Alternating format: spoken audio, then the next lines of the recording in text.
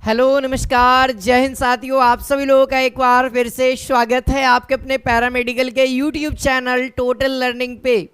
तो क्या हाल चाल मेरे दोस्तों, उम्मीद है आप सभी लोग की तैयारी बहुत ही शानदार, बहुत ही ज़बरदस्त तरीके से आप लोगों ने स्टार्ट कर दिया है। और जैसा कि मैंने आप सभी को बोला था कि 3 दिन शाम के 8 बजे से फिजिक्स की क्लास होगी और 3 दिन शाम के 8 बजे से आपको यूट्यूब पे ही मैथमेटिक्स की क्लासेज होगी। तो 3 दिन तक तो हम लोगों ने मैथमेटिक्स पढ़ लिया और एक दिन हम लोगों ने फिजिक्स पढ़ा और आज फिजिक्स का ये दूसरा दिन है। और मैंने बोला था कि पहले दिन फिजिक्स के क्लास में हम लोगों ने मात्रक एवं बीमा यानी फिजिक्स का पहला चैप्टर, फिजिक्स का बेसिक वाला चैप्टर का MCQ किया था ना।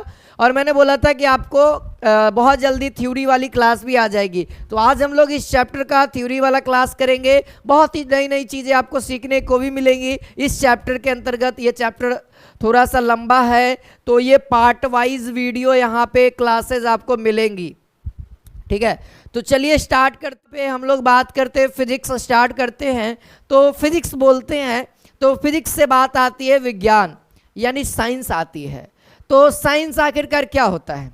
साइंस दोस्तों एक नॉलेज है जिसको अगर किसी चीज़ को अगर सीरीज में हम लोग किसी नॉलेज को अगर सीरीज में लेना वही विज्ञान कहलाता है। जैसा लाइन में मैंने लिखा है, किसी विषय के क्रमबद्ध ज्ञान को विज्ञान कहते हैं। किसी भी विषय, आप चाहे आर्ट्स की बात करो, आर्ट्स यानी कहने का मतलब सोशल साइंस, अगर सोशल सार्वजनिक लोगों के बीच रहते हैं और वहाँ के नॉलेज को सीक्वेंस तरीका से क्रमबद्ध तरीका से लेते हैं तो वह सोशल साइंस कहला जाता है ना।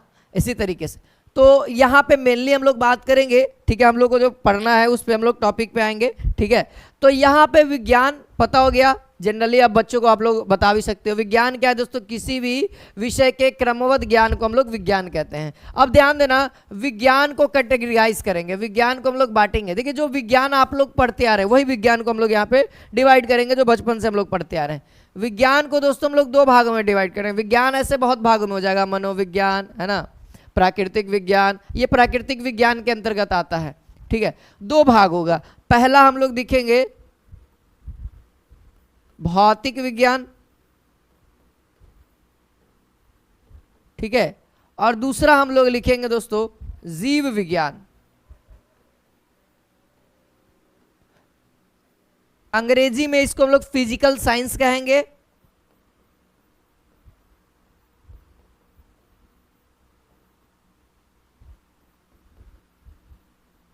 फिजिकल साइंस कहेंगे या इसको हम लोग क्या कहेंगे, बायोलॉजी कहेंगे।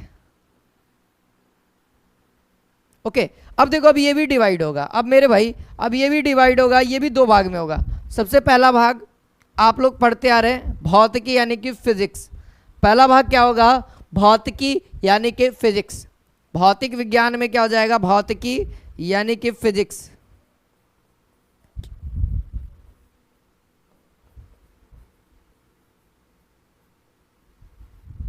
फिजिक्स और दूसरा हम लोग रसायन शास्त्र यानी रसायन विज्ञान भी कह सकते हैं, रसायन लिख देते हैं, रसायन विज्ञान यानी कि केमिस्ट्री।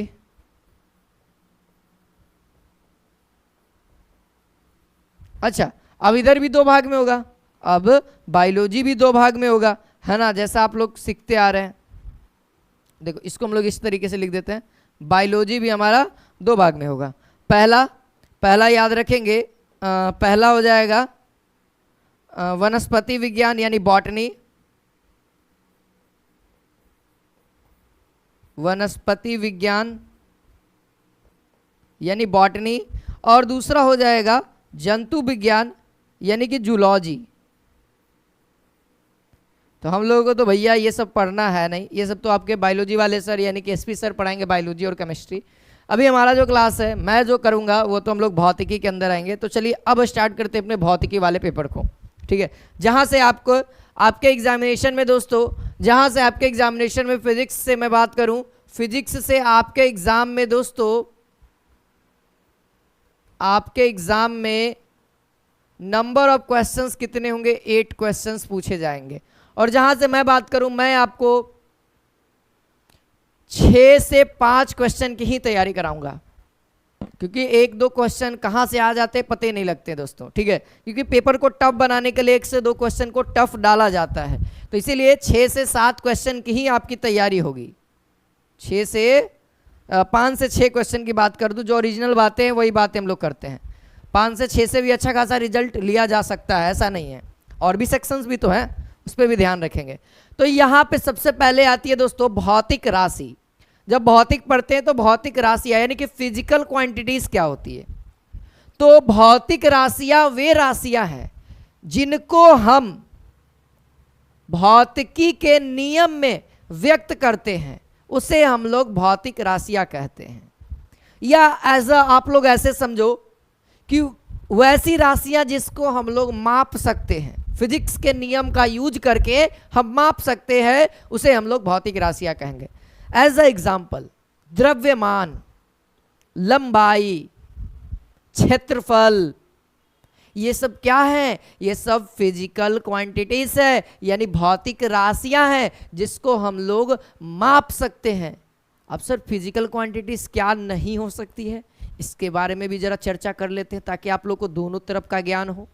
मैं कहूँ मैं कितना मुस्कुरा रहा हूँ, क्या इसको आप माप सकते हो?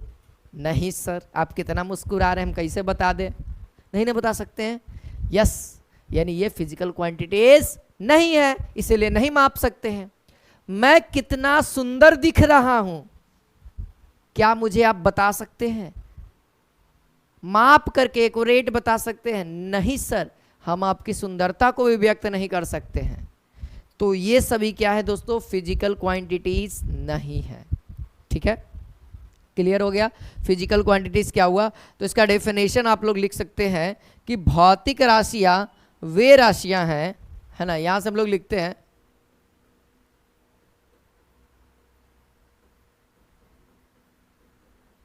आप लोग भी नोट करते चलिए। भौतिक राशियां वे राशियां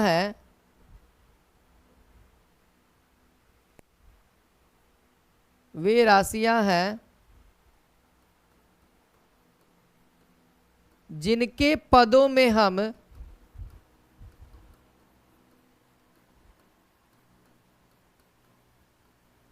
भौतिकी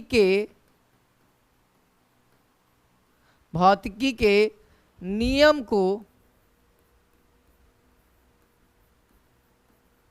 व्यक्त करते हैं। ठीक है, व्यक्त करते हैं। ठीक है, क्लियर हुआ? फॉर एग्जाम्पल ऐसे समझो, और एग्जाम्पल में क्या क्या हो जाएगा अभी आप लोग को मैंने बताया। द्रव्यमान, ठीक है, क्या हो जाएगा? तापमान, बहुत सारे एग्जाम्पल्स हो जाएंगे। लंबाई, क्षेत्रफल, है ना, दूरी, ये सब क्या है मेरे भाई? ये सब क्या है? तो ये सब भौतिक राशियां ही तो हैं, ये सभी भौतिक राशियां हैं। अब देखो भौतिक राशियां जो है वह मेनली रूप से 2 प्रकार की होती हैं। मेनली रूप से आप लोगों को कहीं 3 पढ़ाया गया होगा, लेकिन मैं बताऊं कि भौतिक राशियां फिजिकल क्वांटिटीज मेनली रूप से 2 टाइप्स, है ना। कितने टाइप्स के होते हैं? 2 टाइप्स। पहला को हम लोग कहते हैं आधारी या फिर मूल राशियां, अंग्रेजी में बेसिक या और फंडामेंटल क्वांटिटीज। हिंदी में क्या कहेंगे? आधारी या फिर मूल राशियां, अंग्रेजी में बेसिक या फिर फंडामेंटल क्वांटिटीज। दूसरा व्युत्पन्न राशियां, यानी कि डिराइव्ड क्वांटिटीज। यूनिट पढ़ेंगे तो यूनिट बोलेंगे, क्वांटिटीज पढ़ रहे हैं अभी तो क्वांटिटीज के बारे में चर्चा करेंगे। सर ये 2 क्वांटिटी होती है। अब देखिए बात करते हैं आधारी यानी कि मूल राशियां के बारे में, कि आधारी या फिर मूल राशि होता क्या है। तो आधारी या फिर मूल राशि वे राशियां हैं जो स्वतंत्र रूप में होती है, यानी दोस्त इसको कहा जाता है एकदम यूनिक है, एकदम सबसे अलग है, और कहा जाए तो यह पापा है एक तरह से सबका। इसी का यूज करके बाकी सभी राशियां का निर्माण किया गया है, जिसको हम लोग व्युत्पन्न राशियां में पढ़ेंगे। तो इसका सिंपल सा एक डेफिनेशन आप लोग लिख सकते हैं कि आधारी या मूल राशियां वे राशियां हैं जो स्वतंत्र रूप में होती है या जो स्वतंत्र रूप मानी जाती है। तो आधारी या मूल राशियां वे हैं जो स्वतंत्र मानी जाती है ना। इनकी संख्या लिमिटेड होगी सर, इनकी संख्या लिमिटेड है, तो यहां पे यही बात लिखेंगे, इनकी संख्या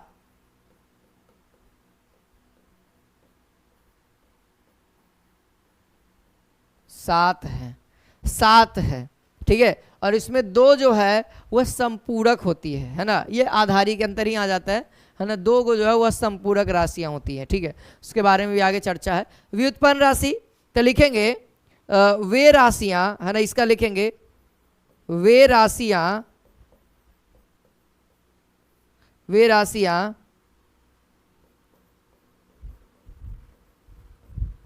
जिनका निर्माण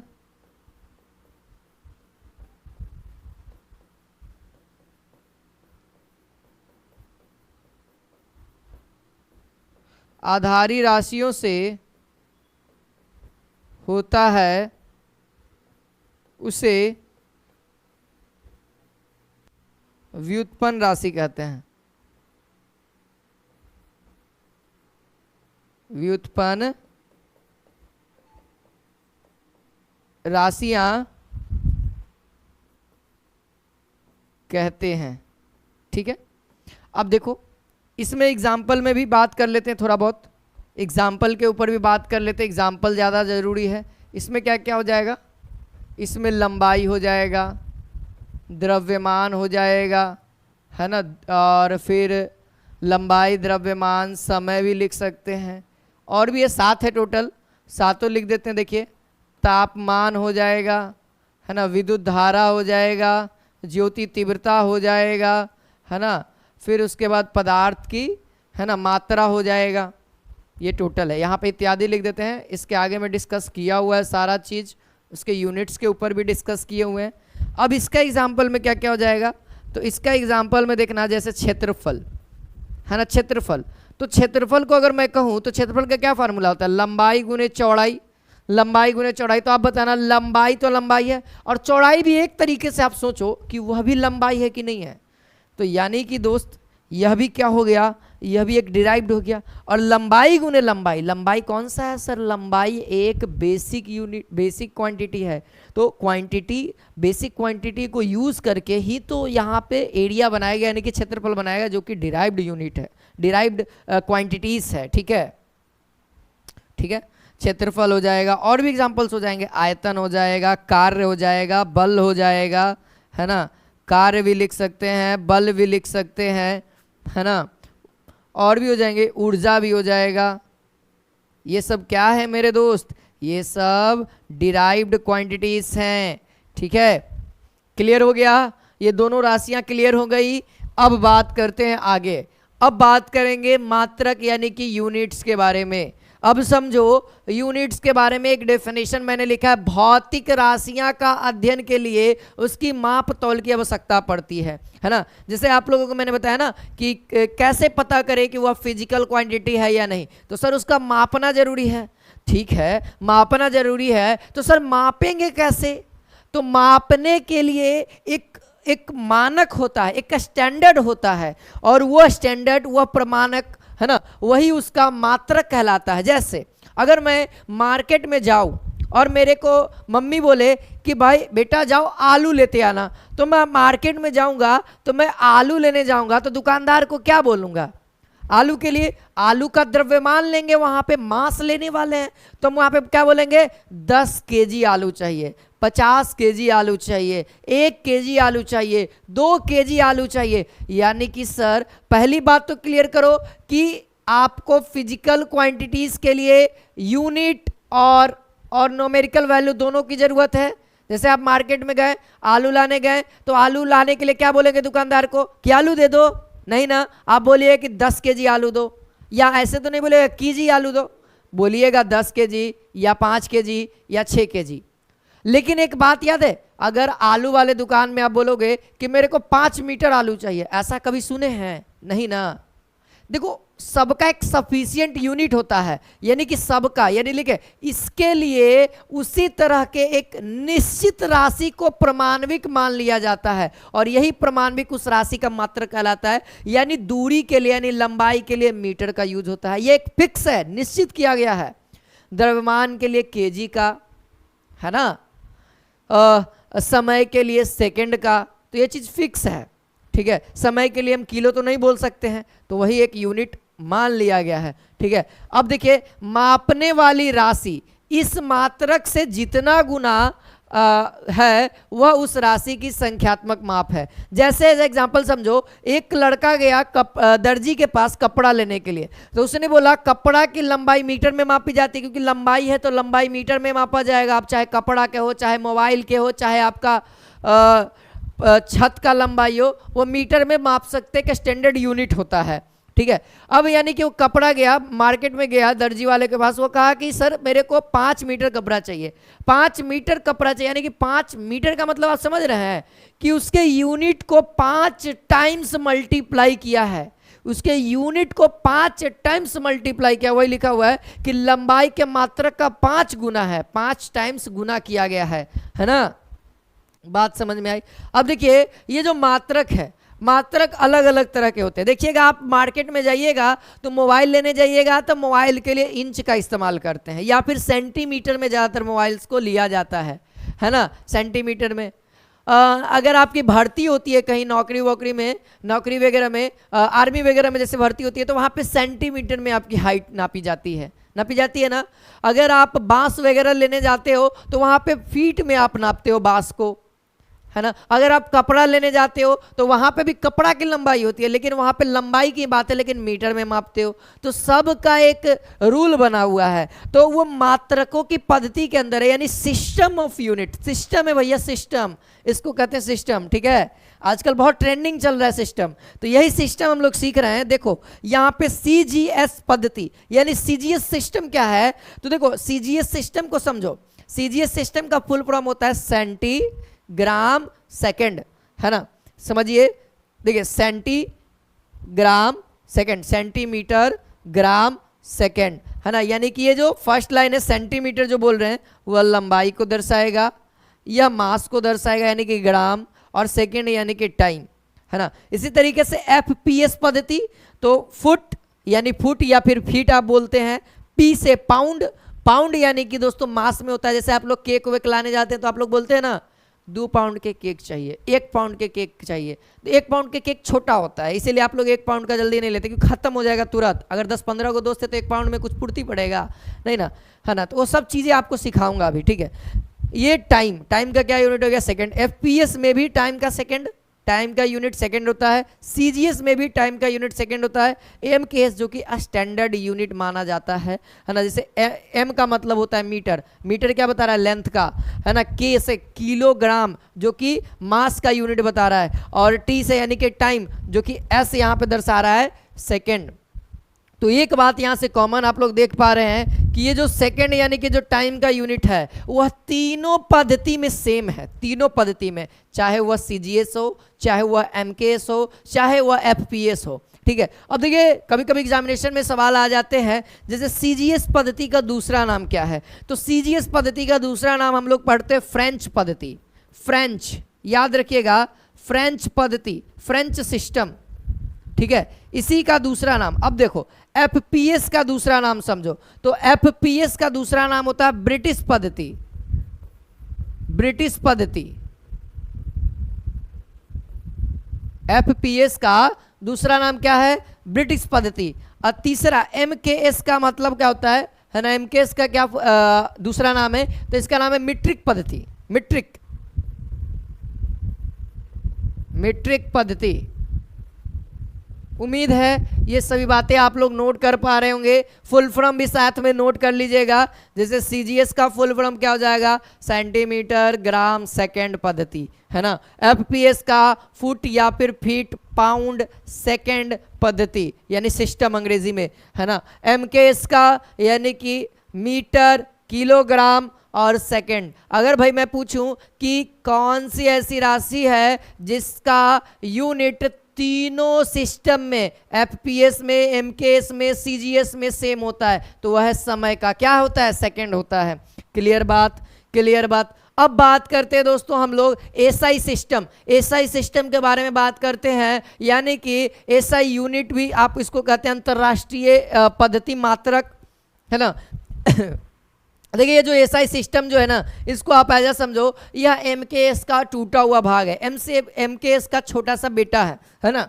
इसको ऐसे समझते हैं। देखो ये अब इसी पद्धति का व्यवहार विशेष रूप से होता है। अब ज़्यादातर देखिएगा तो एसआई सिस्टम का ही ज़्यादातर यूज किया जाता है यूनिट्स में, ठीक है। और यहाँ पे वही चीज़ मैंने लिखा है कि एमकेएस पद्धति का ही विकसित रूप है, यानी एमकेएस पद्धति से ही टूट करके बना है। और जो कि 1970 में है ना तोल ब्यूरो यानी BIPM के द्वारा अपनाया गया था। 1970 में सम्मेलन हुआ था अंतर्राष्ट्रीय जिसमें इसको अपनाया गया था। अब देखिए एसआई सिस्टम और आधारी मूल राशियाँ वही है, ठीक है, वही बात कर रहा हूँ।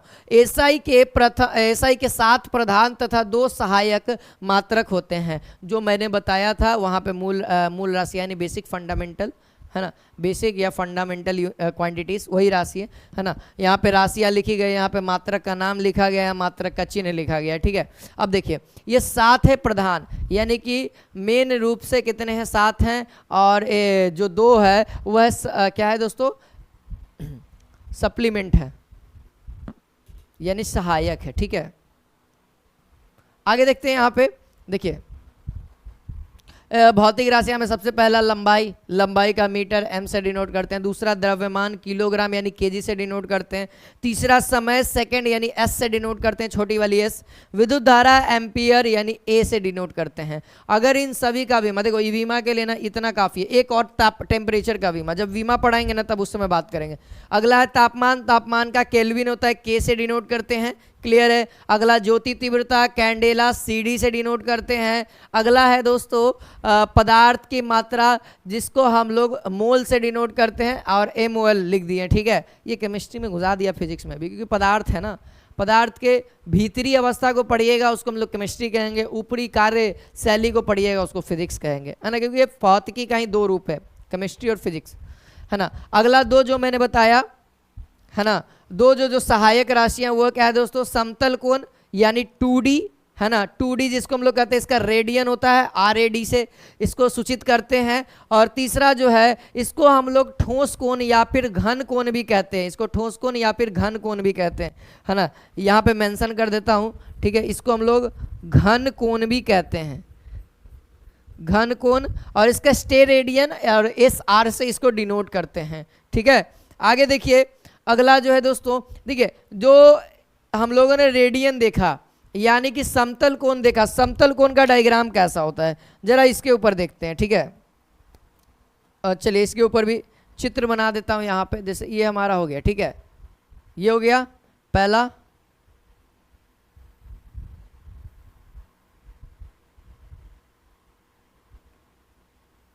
ये हो गया हमारा, ठीक है।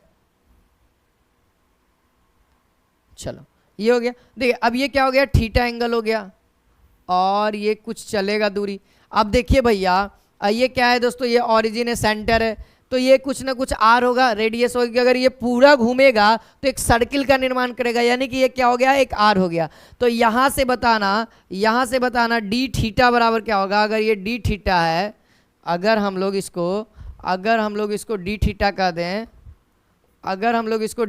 दें, तो डी थीटा बराबर क्या होगा, एंगल क्या होगा, तो एंगल जो होगा दोस्तों, ये चली गई दूरी क्या हो जाएगी, मान लेते हैं वह दूरी ds है। यह दूरी क्या है, ds है, छोटी सी दूरी है, इसीलिए हम लोग देखो जब भी छोटा काम होता है ना तो उसमें d लगाते हैं, ठीक है, यानी डिफरेंशिएशन। यहाँ पे r हो जाएगा, यही हमारा एंगल हो गया। अब 3D में क्या है इसको देखना, 3D वाला थोड़ा सा मुश्किल हो सकता है लेकिन प्रयास करता हूँ पूरा बनाने का, ठीक है।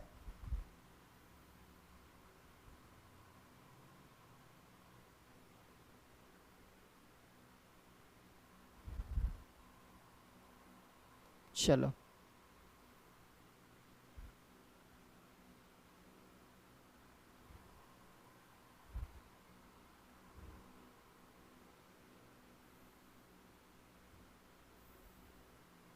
ठीक है,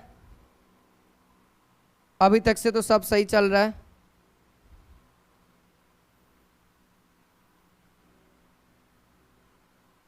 ये लो,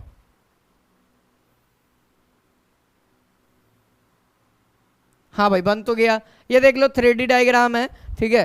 तो ये 3D डायग्राम है तो थोड़ा सा आप लोगों को समझना होगा। ये जो एंगल देखो, ये जो मैंने गोल गोल किया, ये एंगल आप लोग देखिए, इसको हम लोग क्या कहते हैं, इसको हम लोग डी ओम कह देते हैं, ठीक है। ये डी ओम कह देते हैं। तो यहाँ से जो डी ओम होगा, यहाँ से जो डी ओम होगा, जो एंगल होगा वह क्या होगा, आप लोग देखना, ठीक है। आप लोग देखना, तो यह क्या है दोस्तों, यह एक सर्किल का निर्माण कर दिया, यानी ऊपर में एरिया होगा, तो यहाँ पर जो होगा ये एंगल होगा DA/R² हो जाएगा, ठीक है। ये सूत्र याद रखना, ठीक है, ये ध्यान रखिएगा आप सभी लोग। और ये डायग्राम के ऊपर हम लोगों ने चर्चा कर लिया 2D 3D, यानी कि जो हम लोगों ने ये बात किया, ये इन दोनों के ऊपर चर्चा की है ना, समतल कोण और घन कोण के बारे में, है ना, डायग्राम के माध्यम से आप लोगों को मैंने क्लियर किया, ठीक है। आप लोग भी मेंशन कर लीजिएगा। अब बात करते हैं व्युत्पन्न मात्रक। व्युत्पन्न मात्रक, व्युत्पन्न एसआई मात्रक जिसको हम लोग कहते हैं, व्युत्पन्न एसआई मात्रक के आपको एग्जाम्पल से आपको क्लियर करूंगा।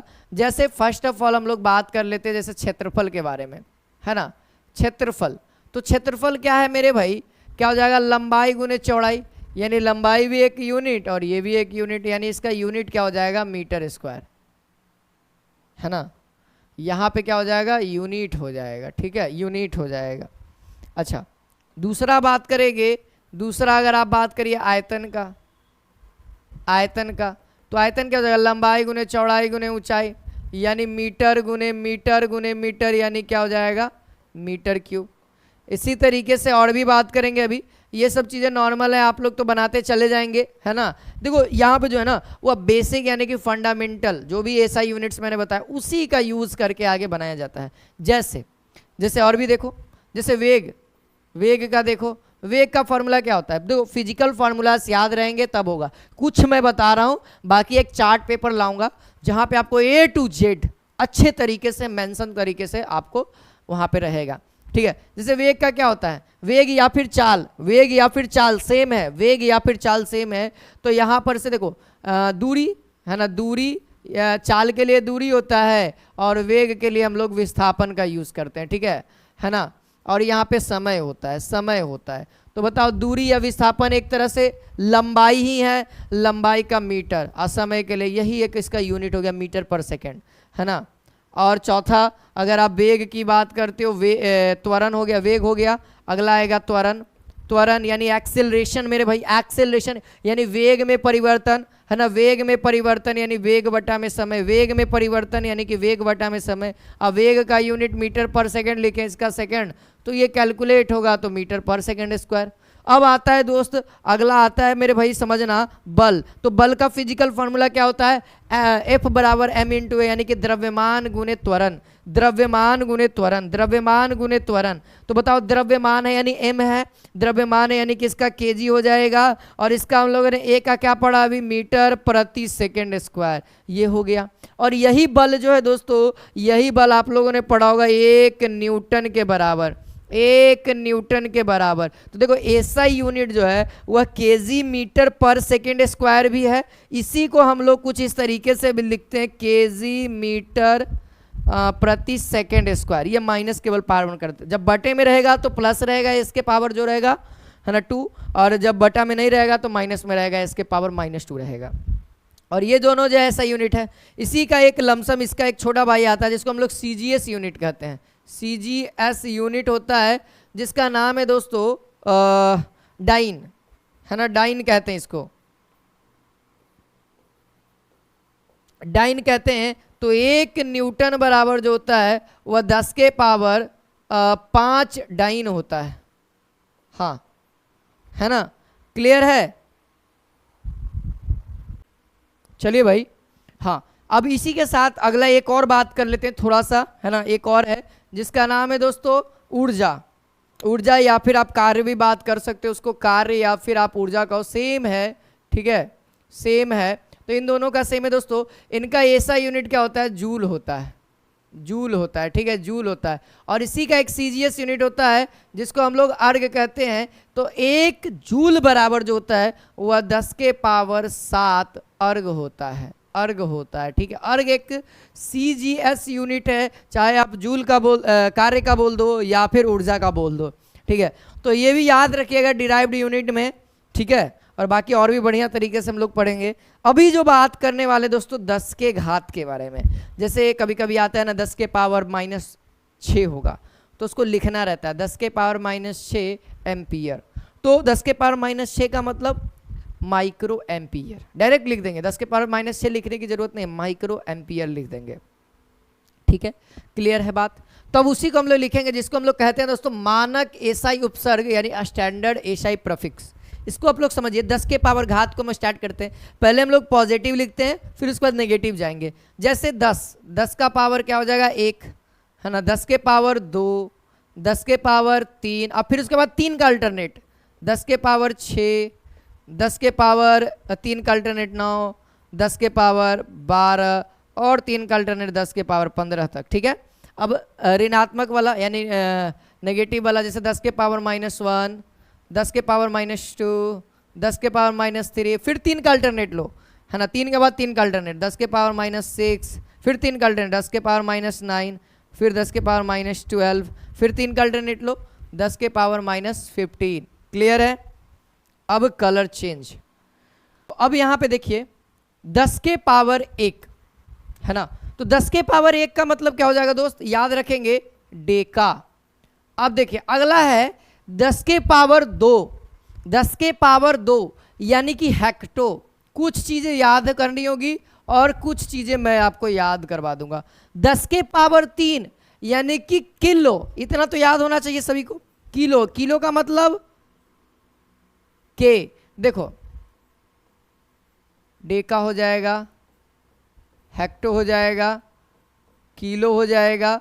अब फिर उसके बाद देखो अगर आपका डाटा केबी, आप लोग सुने ना डाटा आपका बहुत स्लो करता है ना, 2G था तो केबी में चलता था, 3G आया तो थोड़ा बहुत इंप्रूवमेंट हुआ, केबी में ही चला, 4G आया तो हम लोग क्या कहें एमबी में आया, यानी कि मेगा, है ना, मेगा यानी एमबी यानी मेगावाइट यानी एमबी। फिर उसके बाद क्या हो जाएगा गीगावाइट यानी कि जीबी में चला, है ना, गीगावाइट, है ना।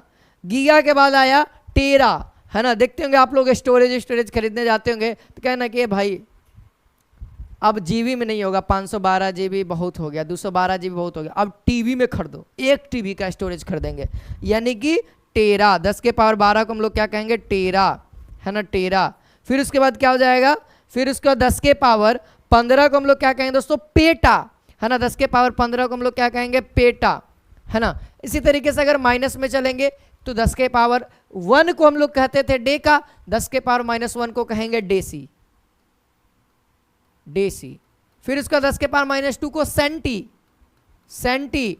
फिर उसके बाद मिली, मिली, है ना, मिली, ओके। 10 के power -6 micro, micro, nano, nano. फिर उसके बाद 12 को पीको, पीको। फिर उसके बाद फेम्टो। बस इतना याद रखना, एक बार 1 से 2 बार इसको बोलिए हमारे साथ, चलिए बोलिएगा, ठीक है। 10 के पावर 1 डेका, 10 के पावर 2 हेक्टो, 10 के पावर 3 किलो, 10 के पावर 6 मेगा, 10 के पावर 9 गीगा, 10 के पावर 12 टेरा, 10 के पावर 15 पेटा, ठीक है, यानी कि पी से, ठीक है, पी से, ठीक है। अब देखिए 10 के पावर -1 डेसी, 10 के पावर -2 सेंटी, 10 के पावर -3 मिली, 10 के पावर -6 माइक्रो, 10 के पावर -9 नैनो, 10 के पावर -12, है ना, -12 पीको, 10 के पावर -15 फेम्टो, ठीक है, लिख दिया है मैंने एफ, है ना। पीको, नैनो, माइक्रो, मिली, सेंटी, डेसी, ठीक है। क्लियर है आप सभी लोगों को? आप सभी लोगों को क्लियर, बहुत ही बेहतरीन तरीके से, ठीक है। तो आज के लिए हम लोग इतना ही करेंगे दोस्त। उम्मीद है आप लोगों को प्रॉपर तरीके से जितना मैंने बताया अभी तक से, है ना, जितना भी मैंने बातें बताई, उम्मीद है आप लोगों को ये सब बातें क्लियर होंगी। अब जो हमारा जो नेक्स्ट क्लास होगा, अब जो हमारा जो नेक्स्ट क्लास होगा मेरे भाई, उस क्लास में हम लोग पार्ट 2 में अभी एक और टॉपिक यहाँ पे हो जाएगा। यहाँ पे ऐड करेंगे हम लोग वीमा। यहाँ पे ऐड क्या करेंगे दोस्त?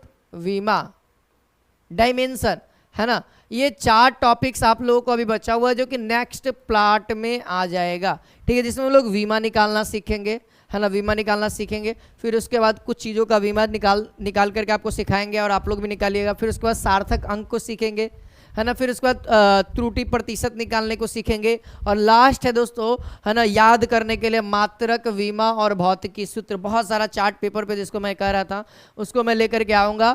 और फिर फाइनली ये चैप्टर आपका लगभग अच्छे तरीके से आपको कंप्लीट हो जाएगा। अभी मैंने जितना पढ़ाया आप उसको एक बार फिर से नोट्स बनाओ, उसको रिवाइज करो, उसको बढ़िया से देखो। और फिर उसके बाद जो कल की क्लास होगी, यानी कि नेक्स्ट जो फिजिक्स की क्लास कल ही है, तो उसको हम लोग देखेंगे। तो ये टॉपिक्स, चारों टॉपिक्स मैं कवर करा दूंगा। आज के लिए इतना ही मेरे भाई। वीडियो पसंद आया लाइक करें, सेशन को शेयर करें अपने दोस्तों के बीच में। आज के लिए इतना ही। जय हिंद, जय भारत, वंदे मातरम।